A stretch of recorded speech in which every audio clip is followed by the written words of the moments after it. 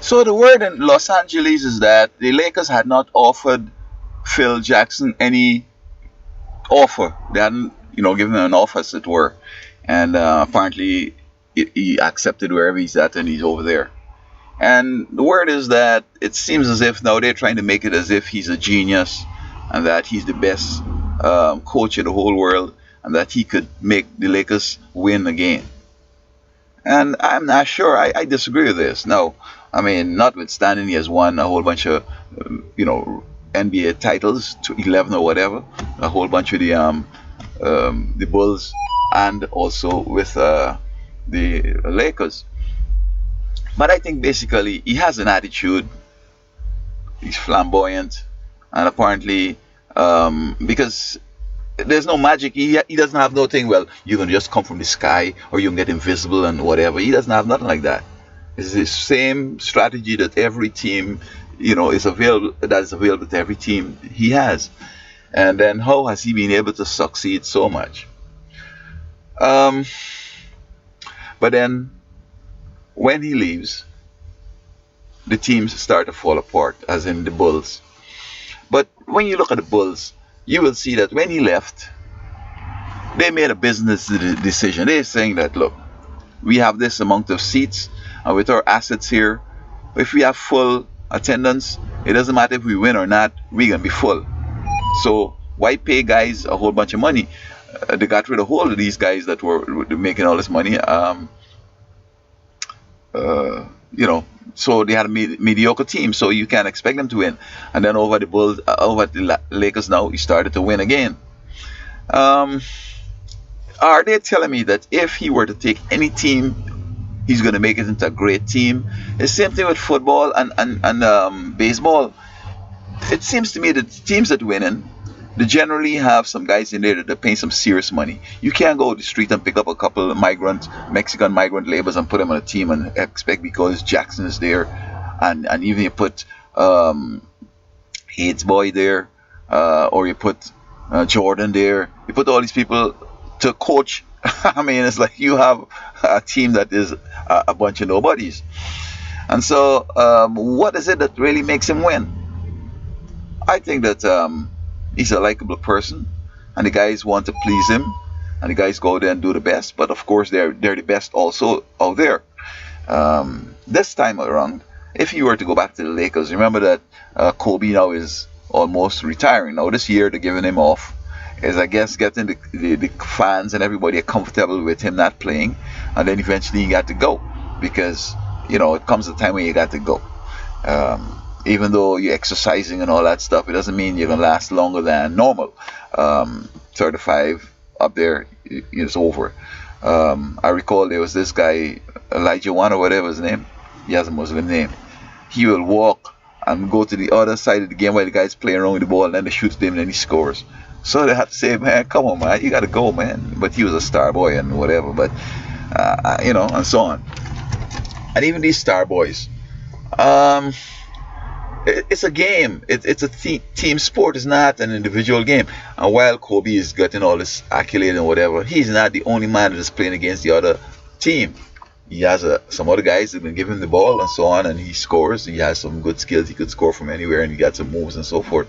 So I think that they're making this thing ridiculous in that they're making it appear as if Jackson has some special gift of making these guys invisible, making them invincible, making them indomitable, and making them all kinds of stuff. But even he's getting old too. And as I'm saying that, I don't necessarily think that he has no special techniques that he gives to these guys that no other team is that's available to other teams. Sometimes belief in some people makes a big difference. I believe you guys could do it. I know you could do it. Go out and get it done. I know it. Okay? And if not after coaching off bench, I know you guys know what to do. This is the man that you can pass the ball to, and everything is good. But I think it was even during his tenure that Kobe and Bigfoot couldn't get along. Whatever was his name, this guy that, the basketball player, I can't remember his name, from New Jersey that went down to Florida, and his wife divorced and all kind of thing, and they were saying that who slept with women and all this kind of thing, he and Kobe going on. I mean, why couldn't he get these two guys to work together? That would make me think that perhaps he has something extraordinary if he could get into the work together. But um, Bigfoot don't want to work with Kobe. Kobe was there before. I don't know who's the better player, but I think Bigfoot had a game too that both of them could have worked it out. He could have bunked his way in and get right to the ball, to the onto the basket and then score. So you have man scoring from far, he's going to be getting the rebounds, and that would have made him a little more indomitable.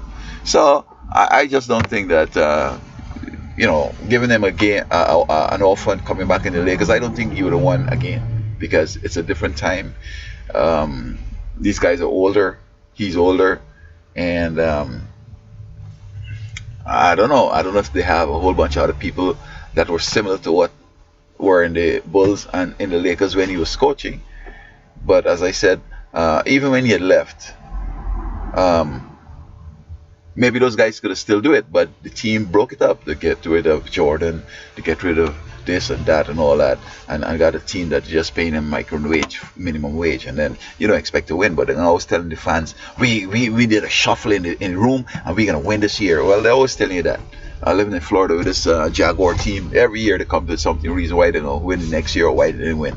And I know that they have a bunch of migrant workers over there. And I'm saying that if they get guys who are going to jump up over the house and fall in his ribs because he's getting 10 million and he's got a contract for like 200 million, I mean, sure, they're going to do all kind of feet. But when you got these guys who are making no money, they tell themselves that, why is she going to break my back just for $500, just for a minimum wage? No way.